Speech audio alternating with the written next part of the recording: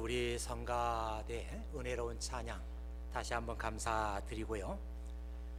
오늘 넉넉히 이기느니라 이 가사는 그 로마서 8장에 나와 있는 그 말씀을 가사로 한 것이죠. 그래서 바울이 얘기하기를 우리 그리스도인들은 넉넉히 이기는 사람들이다.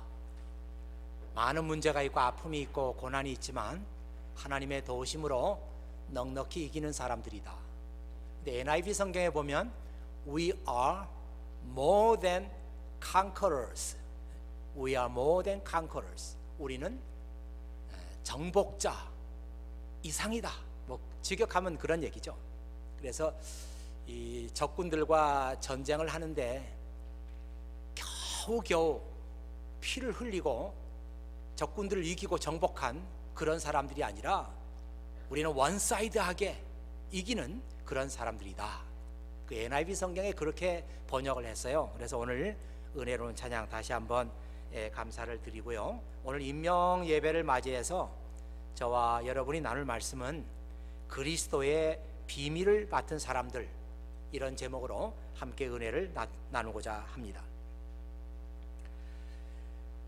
오늘 말씀에 보면은 이처럼 여러분은 우리를 그리스도의 일꾼으로 또 하나님의 비밀을 맡은 사람으로 생각해야 합니다. 이처럼 이런 말이 있습니다. 근데 다른 그 성경이나 또 번역 성경들 보면 이처럼이란 말이 나오질 않아요. 그 New Living Translation에 봐도 이처럼에 해당하는 말이 없고, 또 New King James 버전, 우리가 많이 보는 영어 성경이잖아요. 여기에 봐도 이처럼에 해당하는 말이 없어요. 그런데 NIV 성경에 보니까 이처럼에 해당하는 말이 나옵니다. So then, so then, 그렇게 나와요.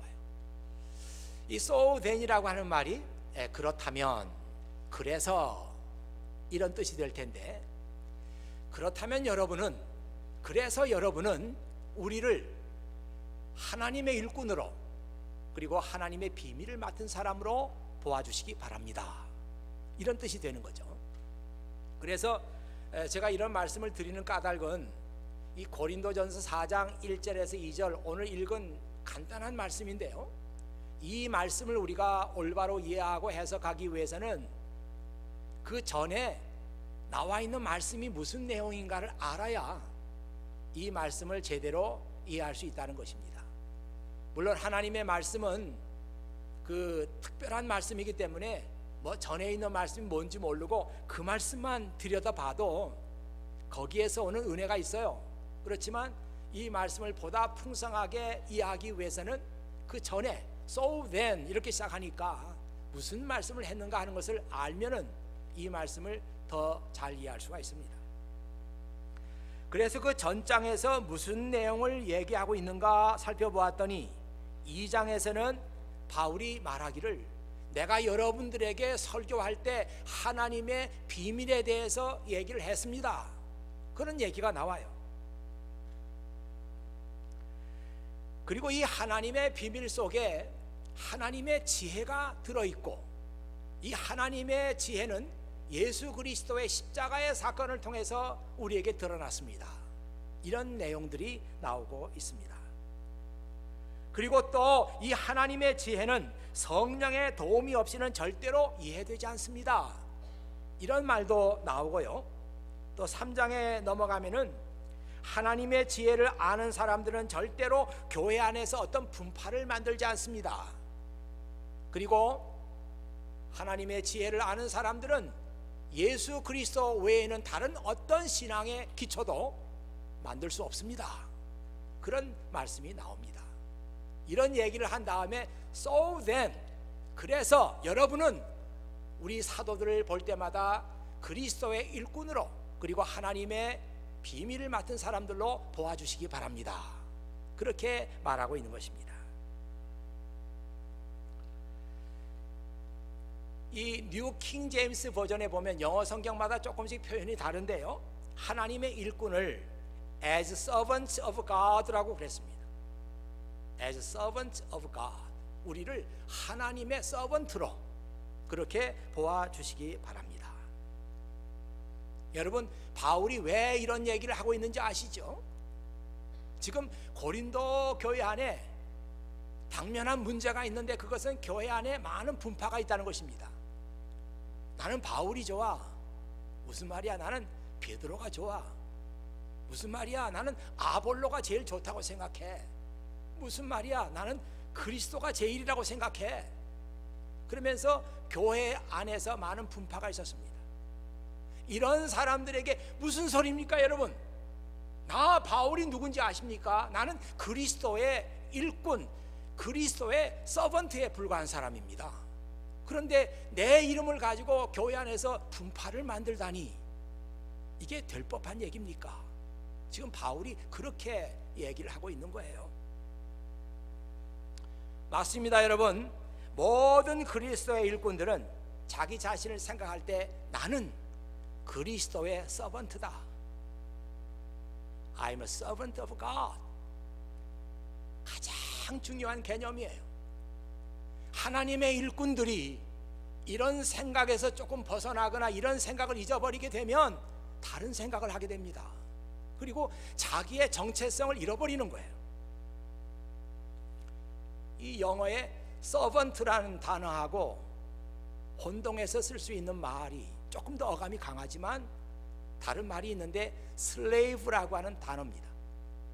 바울은 어떤 때는 자기 자신을 그리스도의 슬레이브라고 얘기하고 어떤 때는 또 서번트라는 단어를 쓰는데 사실은 그 내용이 같단 말이죠.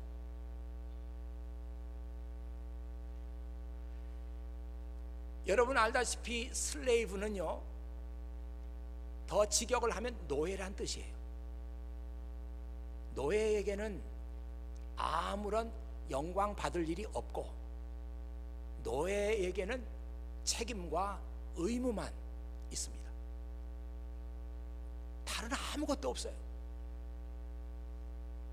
여러분 보셨는지 모르지만 며칠 전 한국신문에 매우 흥미있는 기사가 실렸습니다. 지난 2006년 11월 29일에 경남 창녕에 있는 송현동에서, 거기에 신라시대의 고분들이 많이 있는데 이 고분에서 그 여성의 뼈가 발견이 됐는데 그 뼈가 1500년이나 흘렀는데도 불구하고 완벽하게 발견됐다는 거예요. 여러분 그런 기사 보셨습니까? 너무나 그 뼈가 완전한 형태로 발견이 됐기 때문에 고고학자들, 법의학 학자들, 인류학자들, 생물학자들, 해부학자들 다 흥분했다는 거예요. 그래서 같이 모여가지고 우리 이럴 게 아니라 한번 첨단 기술을 적용해서 이 사람을 한번 복원시켜보자. 그래서 학계 전문가들이 모였다고 합니다. 이 복원 결과 이 뼈의 주인은 서기 512년 신라 시대에 살았던 나이는 16세의 소녀로 밝혀졌어요. 키는 152.3cm, 허리 사이즈는 21.5인치. 별로 감이 안 오시는 모양인데 신문기사에는 뭐라고 났는가 하면 이 소녀의 몸매를 보고 경악했대요. 경악이라는 게 하도 요즘에는 경악할 일이 많으니까요. 경악이라는 게 너무 놀래가지고 뒤자빠지는 거거든요. 이게 경악이에요. 이 소녀의 몸매를 보면서 복원시켜 놓고 학자들이 경악했대요. 이 키는 152.3cm인데 요즘 또래 아이들에 비하면 약 6cm가 작은데, 허리 사이즈는요 요즘 또래 아이들보다도 5인치가 작대요. 그러니까 개미허리죠. 개미허리라는 거예요. 그리고 이 소녀의 얼굴 사이즈하고 키 사이즈하고 이렇게 배분을 해보면은 정확하게 8등분 된다는 거예요. 그러니까 8등신 미녀라는 겁니다. 8등신 미녀인데 허리가 뭐 21.5인치니까 개미허리라는 거예요. 그래서 그 몸매를 보고 학자들이 경악을 했다고 합니다. 자, 거기까지는 그냥 흥미롭게 들을 수 있는 얘기인데 그 다음에 나오는 얘기가 우리 마음을 참 아프게 하는 거예요. 이 법의학 학자들이 이 소녀의 뼈를 면밀하게 조사를 해봤더니 특이하게도 이 소녀는 정강이 뼈와 좌우 종아리 뼈에서 비정상적인 뼈가 툭 튀어나왔다고 합니다. 보통 사람에게는 그렇게 뼈가 튀어나오지 않는데 이 소녀에게서는 비정상적으로 뼈가 이렇게 튀어나와 있대요. 그러면서 얻은 결론이 뭔가 하면 이 소녀는 뭔가 반복적으로 무릎을 꿇고 뭔가를 했다는 그 증거다. 이 가엾은 소녀는 주인을 뼈가 빠지도록 섬기다가 주인의 사망과 함께 산채로 무덤에 묻힌 것이 분명하다. 뼈가 빠지도록 주인이 시키는 일을 하다가 주인이 죽을 때는 같이 무덤에 들어가야 하는 것이 이 가엾은 소녀의 운명이었다. 그렇게 글을 썼단 말이에요. 그래서 너무나 그 소녀가 불쌍하다. 그래서 이름이라도 붙여주자. 그래서 송현이라고 이름을 붙여줬다고 합니다. 놀랍게도 여러분, 이 사도 바울은 그리스도의 일꾼이라는 얘기를 하면서 이 슬레이브, 종이라고 그렇게 부르고 있는 겁니다. 물론 바울은 이 말을 사용하면서 그리스도의 일꾼들의 불행한 운명에 대해서 이 소녀처럼 일생 동안 주인을 섬기다가 주인이 죽으면 그 주인과 함께 운명을 같이 해야 되고, 그렇게 사한 채로 사람을 무덤에 묻었던 이유는 만일 주인이 다시 살아나게 되면 이 소녀를 다시 종으로 부리기 위해서 같이 산 채로 무덤에 넣었던 거예요. 그리스도의 슬레이브다 우리는. 이렇게 말했을 때, 야, 불행하다 우리는. 어쩌다가 우리가 그리스도의 슬레이브가 돼가지고 빠져나가지도 못하고 이러지도 못하고 저러지도 못하고 이 불행한 운명이라구나. 이런 얘기를 지금 바울이 쓰고 있는 게 아니에요.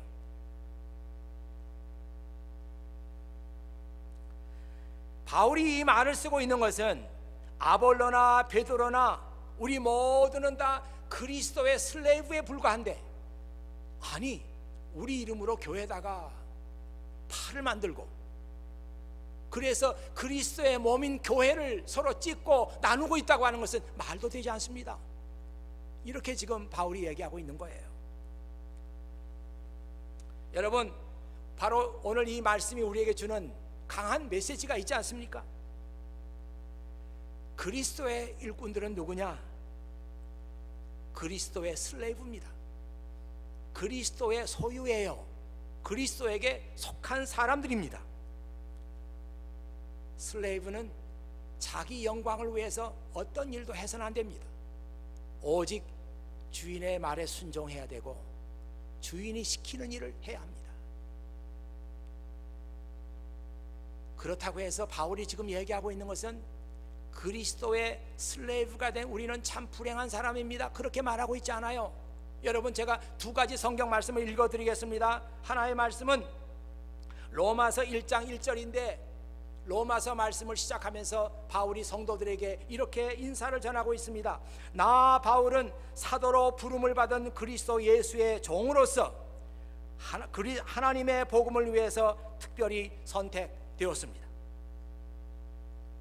This letter is from Paul, a slave of Christ Jesus.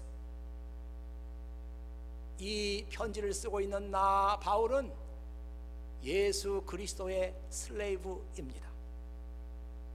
Chosen by God to be an apostle and sent out to preach His good news. 그의 기쁜 복음을 전파하라고 하나님께서 나를 선택하신 그리스도의 슬레이브 나 바울이 여러분에게 이 편지를 씁니다.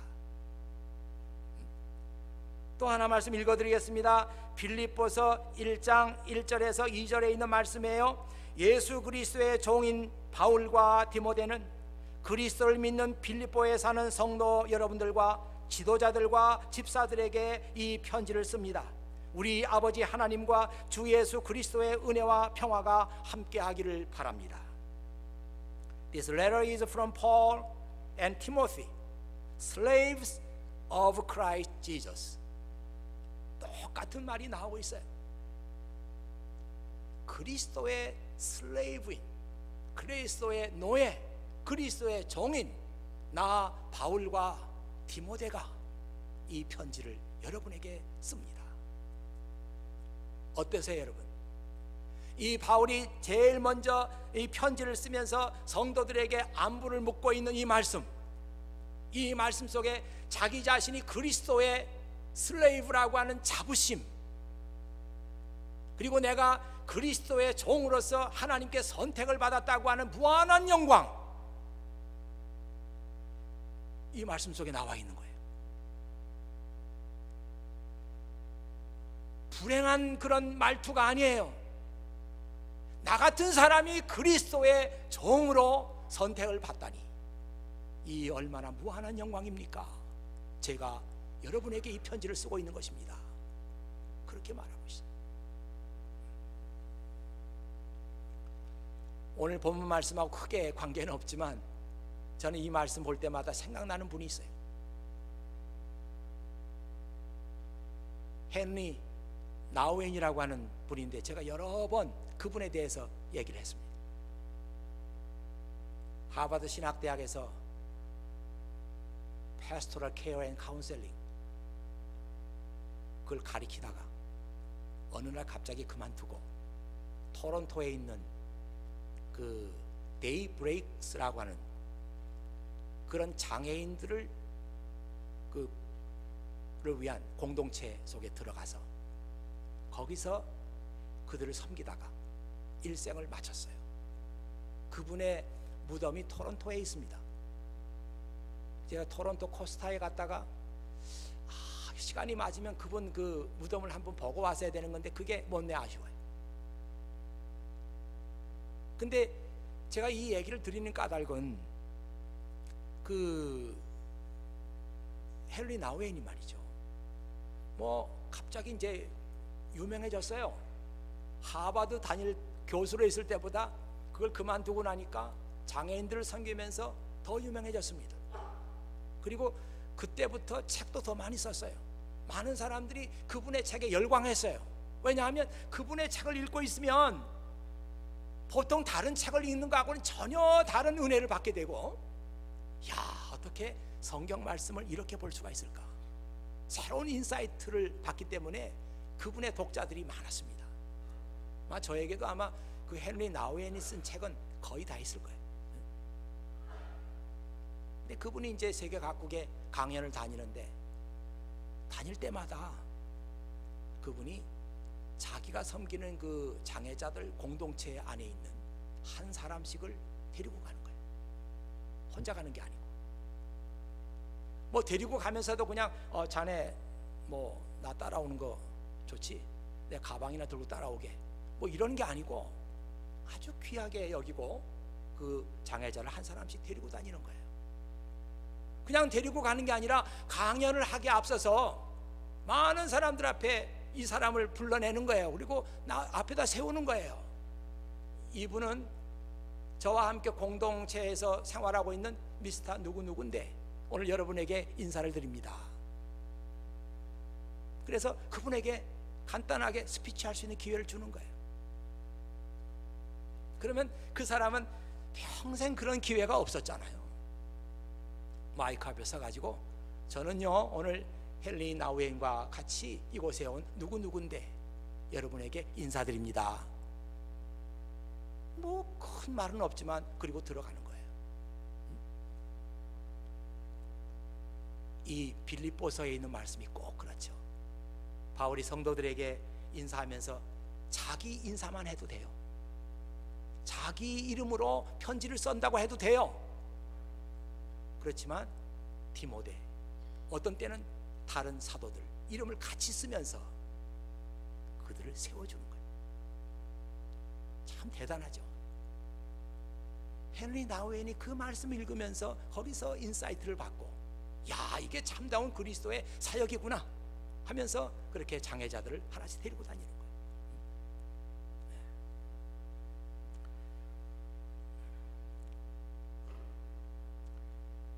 이 그리스도의 종으로서 우리가 선택을 받았다고 하는 것은 무한한 영광입니다. 오늘 임명 예배 드리는 여러분들, 한번 자기 스스로 생각해 보세요. 나는 그리스도의 서번트다. I'm a servant of Christ. 나는 그리스도의 슬레이브다. I'm a slave of Christ. 무한한 영광입니다. 바울은 이것보다 내 인생에 있어서 더 값지고 보람있고 가치있고 더 자랑스러운 일이 없다고 맨 편지 쓰면서 맨 앞에다가, 여러분 영어 성경 찾아보세요. 그 앞에다 쓰는 말은 서번트란 말이 아니라 슬레이브란 단어를 씁니다. 나는 그리스도의 노예예요. 자랑스럽게. 오늘 임명받는 여러분, 뭐 임명받지 않아도 그렇습니다마는 우리 모든 그리스도의 사람들은 그리스도의 일꾼입니다. 그리스도의 서번트입니다. 그리스도의 슬레이브입니다. 이것을 너무너무 감사하게, 너무너무 자랑스럽게 여겨주시길 바랍니다. 두 번째로, 이 바울은 그리스도의 일꾼들은 하나님의 비밀을 맡은 사람들이라고 했습니다. 서두에서도 말씀드렸습니다마는 하나님의 비밀은 예수 그리스도의 십자가 속에서 드러났다고 합니다. 제가 이런 얘기를 드리는 까닭은 많은 하나님의 일꾼들이 하나님의 비밀을 몰라요. 그 하나님의 비밀 속에 드러난 하나님의 지혜, 그 하나님의 무궁한 지혜가 예수 그리스도의 십자가와 부활을 통해서 이 세상에 드러났다고 하는 이 사실을 모릅니다. 그러니까 복음을 모르는 거죠. 복음에 대한 이해가 없는 거죠. 그래서 많은 그 하나님의 일꾼들, 사역자들이 사역에 대한 열심은 있어요. 사역에 대해서 헌신적인 마음도 있습니다. 그런데 막상 알아야 되는 하나님의 비밀은 모르고 있는 거예요. 이것이 문제라고 생각합니다. 이 사도 바울의 말씀에 의하면은, 이 성경 말씀에 의하면은 순서가 아주 뒤바뀐 거죠. 하나님의 일꾼들은 하나님의 비밀을 알아야 하고, 하나님의 비밀을 아는 사람 가운데 일꾼들을 선발해야 합니다. 이것이 성경이 우리에게 보여주고 있는 것이에요. 근데 순서가 바뀌었어요. 좀 열심히 있다고, 조금 뭐 교회 생활 한 것 같다고 해서 일을 덜컥 이렇게 맡기죠. 이 사람이 정말 하나님의 비밀을 아는 사람인가? 이 사람이 정말 복음 속에 드러나 있는 하나님의 구원의 계획이 무엇인지 알고 있는 사람인가? 점검해보지도 못하고 일을 시키는 거예요. 이것이 많은 교회들의 오류이고, 우리 교회도 이런 오류에서 자유롭지는 않습니다.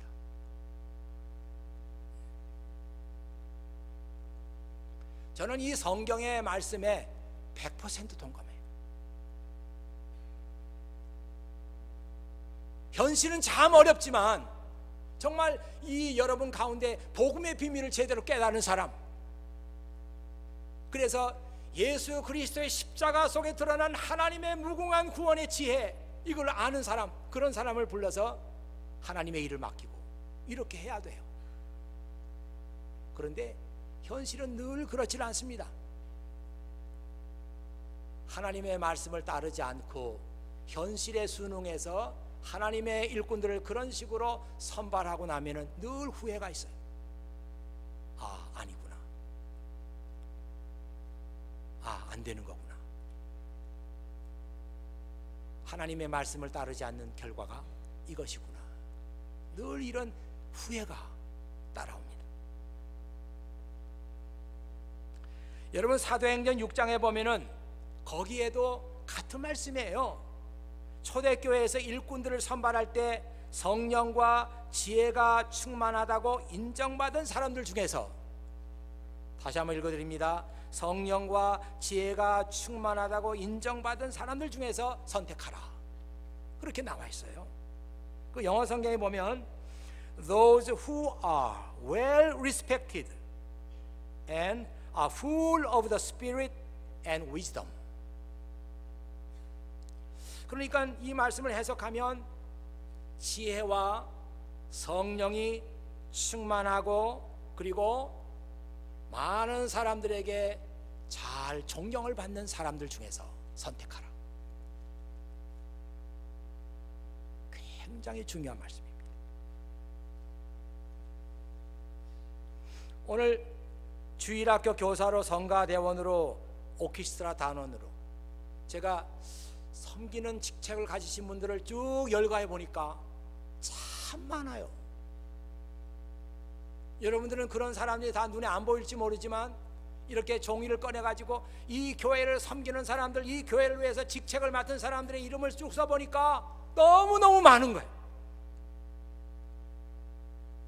주일학교 교사들, 성가대원, 오케스트라 단원들은 말할 것도 없고, 집사로 부름을 받고, 권사로 부름을 받고, 장로로 부름을 받고, 또 전도사로 부름을 받고, 목사로 부름을 받고, 그뿐만 아니라 저 뒤에서 수고하는 미디어 부원들, 또 동시 통역 자원자들, 밴 운전자들, 또 청년부에서 각 팀을 맡고 있는 팀장들, 또 그 팀을 위해서 수고하는 간사들, 또 가족 모임에서 섬기는 가족장들, 또 각 부서마다 회장, 부회장, 총무, 서기, 회계, 임원들,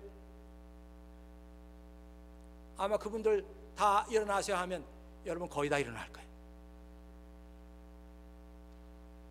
그렇게 우리 교회 안에 직분 맡고 그리스도의 일꾼으로 임명받은 사람들이 그렇게 많은 것입니다. 그런데 정말 이 많은 분들이 정말 많은 사람에게 존경을 받고 성령으로 충만하고 지혜가 충만한 사람들이냐? 누구도 자신 있게 대답할 수가 없습니다. 우리는 우리 자신이 얼마나 부족한 사람들인지 잘 압니다. 나는 이 기준에 맞지 않는 것 같아. 기준에 맞지 않는데 내가 이 일을 맡고 있는 것 같아. 잘 압니다. 그런데 문제는 뭔가 하면 내가 이 기준에 맞지 않는 사람이구나, 그게 중요한 게 아니에요. 더 중요한 것은 그렇게 자기의 부족함을 알고 있음에도 불구하고 이 부족함을 채우려고 하고 보충하려고 하고 내가 이런 면에서 내가 더 성장해야 된다, 이렇게 생각하는 사람이 없는 거예요. 성경을 잘 모르는 사람이 그러니까 내가 성경을 공부해야 되겠습니다, 달려드는 사람이 없어요. 기도 생활이 턱도 없이 부족해요. 그러니까 내가 기도해야 되겠구나, 하나님 앞에 무릎을 꿇어야 되겠구나, 이렇게 생각하고 하나님 앞에 나가는 사람이 없어요.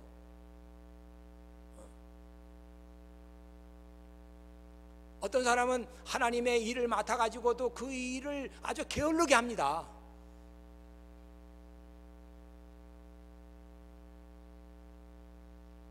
주일학교 교사들 아침에 일부 예배 드릴 때는 좀 야단을 많이 쳤어요. 일부 예배는 주로 교사들에게 예배를 드리게 하고, 그래서 예배 드리고 난 다음에 아이들 가리키도록, 그래서 일부 예배를 시작한 거예요. 근데 교사 명단에는 분명히 있는데 한 번도 일부 예배에서 본 적이 없어요. 그렇게 게을러서 되겠냐고 야단쳤습니다. 뭐 야단 쳐도 뭐 그 사람은 없으니까 그 자리에 야단 친지도 모를 거예요. 이렇게 좀 늘 시간 지키기 어려운 사람, 이거 내가 이러면 안 되지 하면 좀 부지런해야 되겠다, 시간 지켜야 되겠다, 이제부터 내가 일부 예배에 꼭 참석해야 되겠다, 교사들 위한 예배인데 내가 예배를 안 드리고 있으니까 이게 잘못된 거구나, 고쳐나가야 되잖아요. 우리의 문제는 내가 부족하다고 하는 것을 아는 것이 문제가 아니라 고치지 않는 거예요.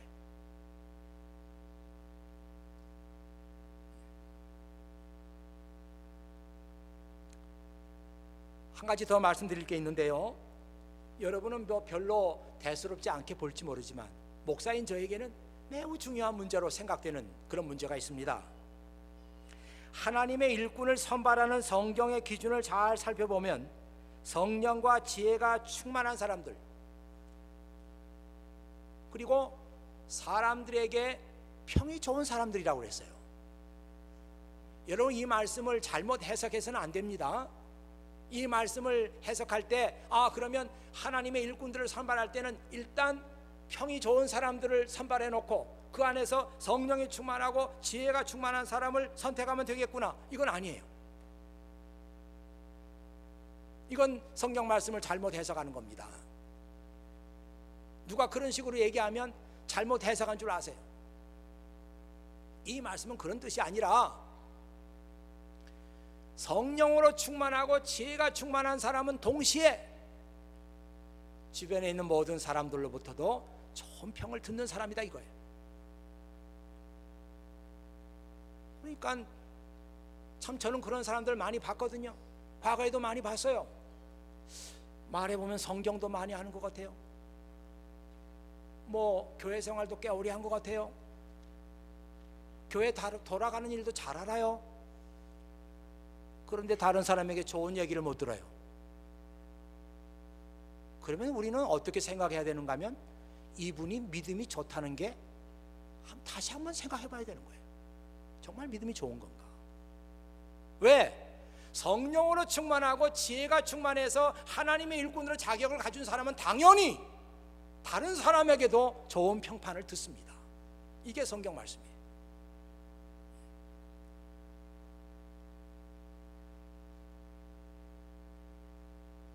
오늘 하나님의 일꾼들로 임명을 받는 여러분들은 이런 말씀들을 좀 가슴에 잘 담아두세요. 그래서 자기 반성의 기회로 삼으십시오. 그러면 됩니다. 마지막으로 그리스도의 일꾼들에게 요구되는 것이 하나 더 있는데요, 그것은 충성입니다. 충성이에요. 많은 분들이 이 말씀을 들으면서 성경 말씀들이 머리에 막 떠오를 거예요. 잘했구나, 착하고 충성된 종아, 내가 적은 일에 충성했으니 많은 것으로 내게 맡기겠다, 그런 말씀이 떠오르기도 하고,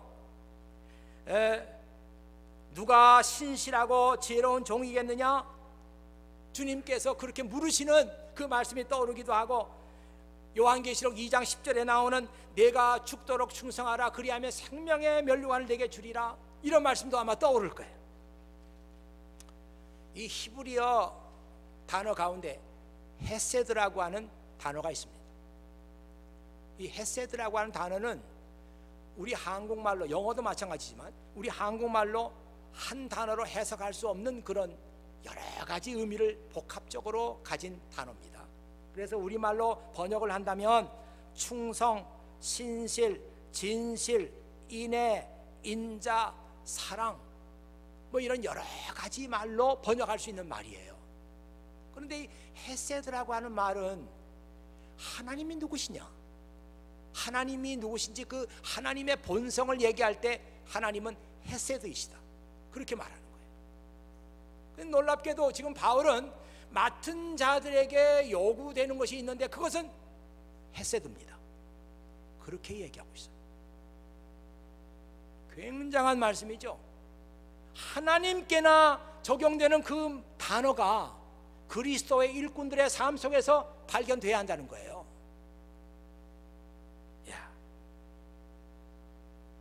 지금은요, 사람들이 남이 상처받을 얘기는 되도록이면 안 합니다. 저도 뭐 이 설교 시간에 되도록이면 우리 교우들이 이 말 듣고 상처받겠지 하면서 막 그냥 해대고 막 이런 거 안 해요. 왜? 아니 뭐 상처받아가지고 울고 짜고 뭐 교회 나가겠다고 하고 막 야단치면 나만 손해죠. 뭐. 안 합니다 그런 얘기. 우리 집사님들, 권사님들, 장로님 다 마찬가지. 직분 받은 사람들, 아니 직분 맡아가지고 어찌 그런 식으로 합니까? 그렇게 말 못해요. 말 못합니다. 왜? 상처받으니까. 우리가 하나님의 일을 맡아가지고요 그냥 적당히 하고 뭐 교회 일이 다 그렇지 뭐 이렇게 하는 거야. 되게 그런 생각을 누가 많이 하는가 하면 교회 생활 오래 하신 분들이 많이 합니다. 그리고 또 열심히 하는 사람들 보면 저러다 말겠지 그래요. 교회 일이라는 게 뭐 이게 내 무슨 사업이야, 이게 내 무슨 직장이야, 이게 무슨 내 가정일이야, 내 비즈니스야.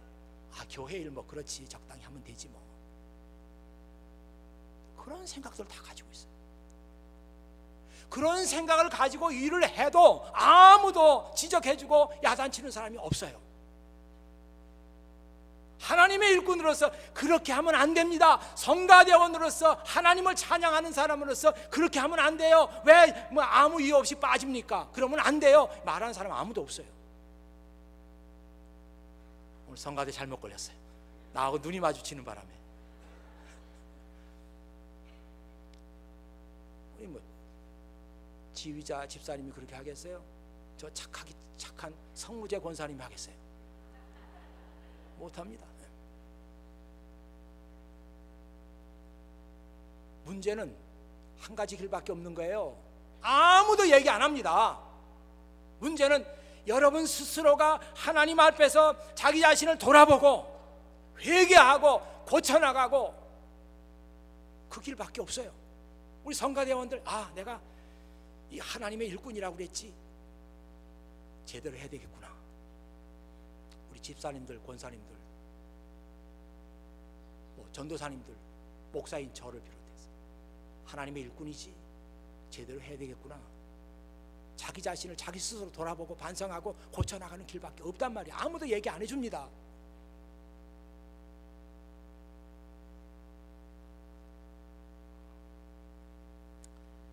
제가 1986년에 이 보스턴에 있는 신학교에 와서 공부하기 시작했어요. 저는 이제 그 신학교 도서관을 참 좋아했거든요. 그래서 끝나고 수업 없을 때 늘 도서관에 가 있고, 신학교 도서관이 뭐 이렇게 규모는 크지 않는데도 아담하고 분위기가 참 좋아요. 그래서 좋아했습니다. 여러분도 관심 있으면 가보세요. 아이디 검사 안 합니다. 그냥 들어가는 거예요. 그때 제가 공부할 때 지금은 모르겠습니다만 하버드 신학대학 도서관도 아이디 검사 안 했어요. 하버드에서 아이디 검사 안 한 데는 거기밖에 없을 거예요. 더 신기한 거는 그 하버드 도서관에, 신학대학 도서관에 뭐 그 귀중한 책들이 많거든요. 뭐 옛날 책들도 있고요, 희귀본들도 있고. 그걸 빌려가는데 무슨 아이디 검사 안 하는 거예요. 그냥 이름하고 주소하고 쓰고 가면 돼요. 아이디하고 대조도 안 해봐. 그럼 뭐 어떤 사람이 나쁜 맘 먹고 가짜로 이름 쓰고 주소 가짜로 쓰고 그 희귀한 책들 가져가면 어떡해요? 가져가면 많은 거지 뭐. 근데 신학대학 도서관 책 훔쳐가지고 그 인생이 잘 되겠어요? 그게 뭐 잊어버린 책이 없으니까 그래도 계속 그렇게 하는 거죠. 근데 제가 이제 그 비유 도서관에 많이 가서 공부하고 그랬는데 어느 날 그 비유 도서관에 그 가봤더니 말이죠. 가봤더니 그 입구에 전에 안 보던 글이 딱 붙었어요. 뭐라고 붙었는가 하면 Don't even think about drinking coffee. 그러니까 그 새로 카펫을 해놨는데 학생들이 공부한답시고 커피들 다 들고 오가 해가지고 거기다 엎질르고 얼룩지게 만들고 그러니까 관리하는 사람이 신경질 났나 봐요. Don't even think of drinking coffee. 여기서는 커피를 마시겠다고 하는 생각도 하지 마라. Don't drink coffee가 아니에요. 생각도 하지 마.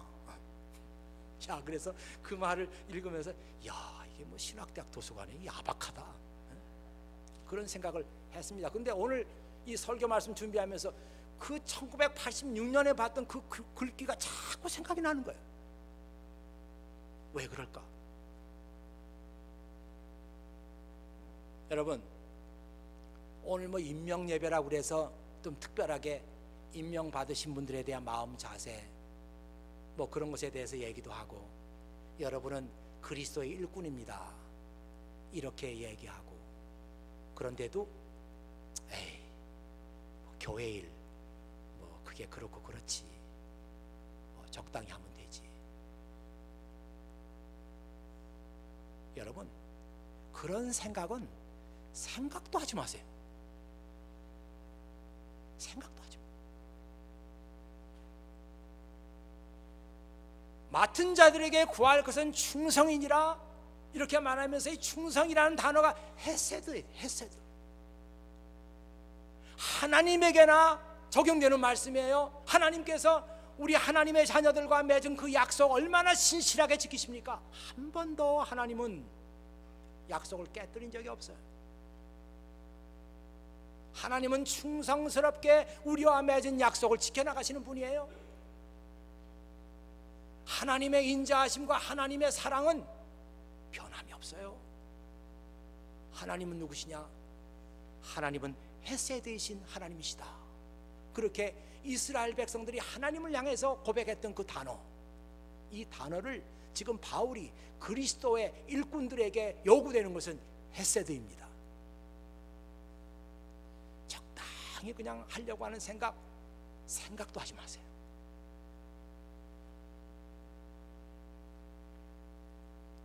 하나님의 일은요, 신실하게 해야 됩니다. 충성되게 해야 됩니다. 저는 그렇게 하려고 애를 많이 써요. 그래도 안 되는 부분이 많이 있죠. 목사일 신실하게 감당하자. 목사인 내가 신실하지 못하고 어떻게 설교를 하겠는가, 그런 생각이 제 생각 밑바닥에 늘 있어요. 그래도 잘못하는 것들이 많아요.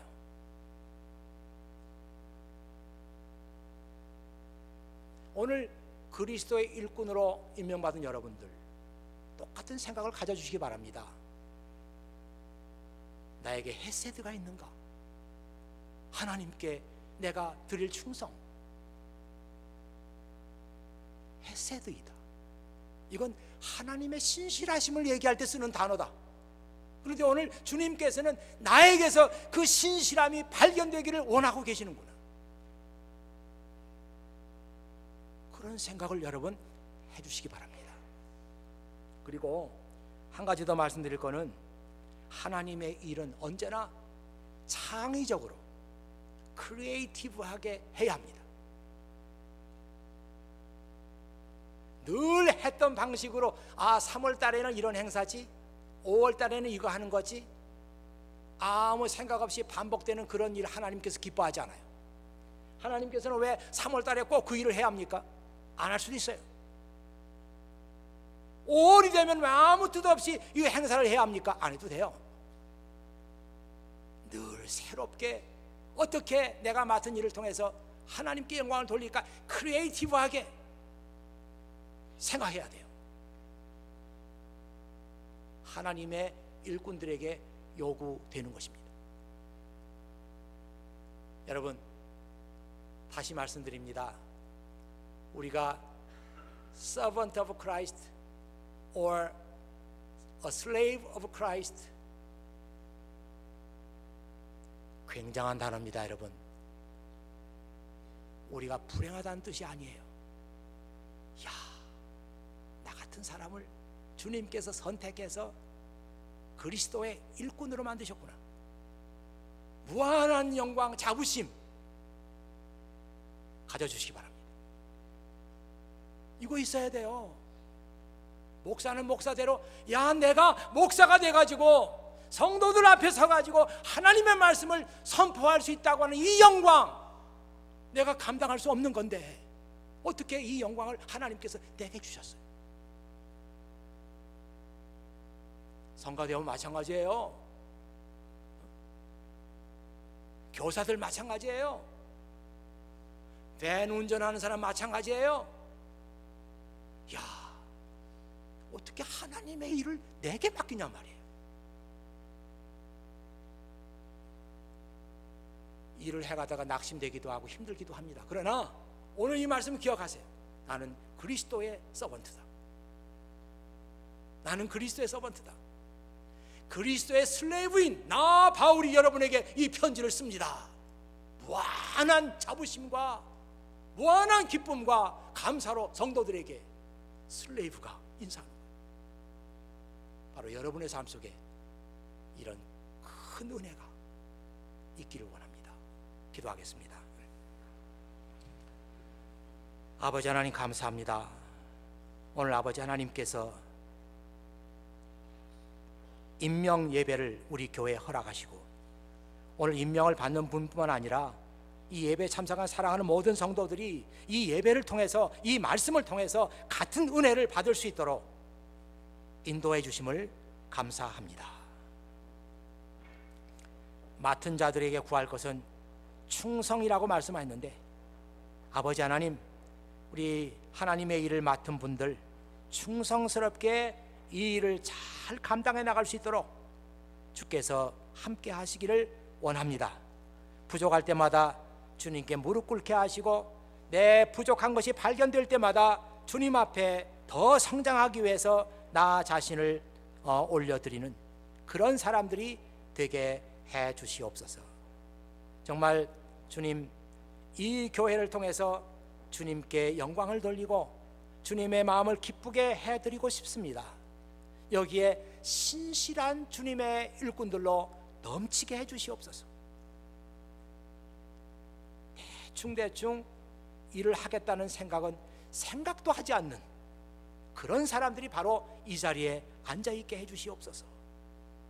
우리 구주 예수 그리스도의 이름으로 기도하옵나이다. 아멘.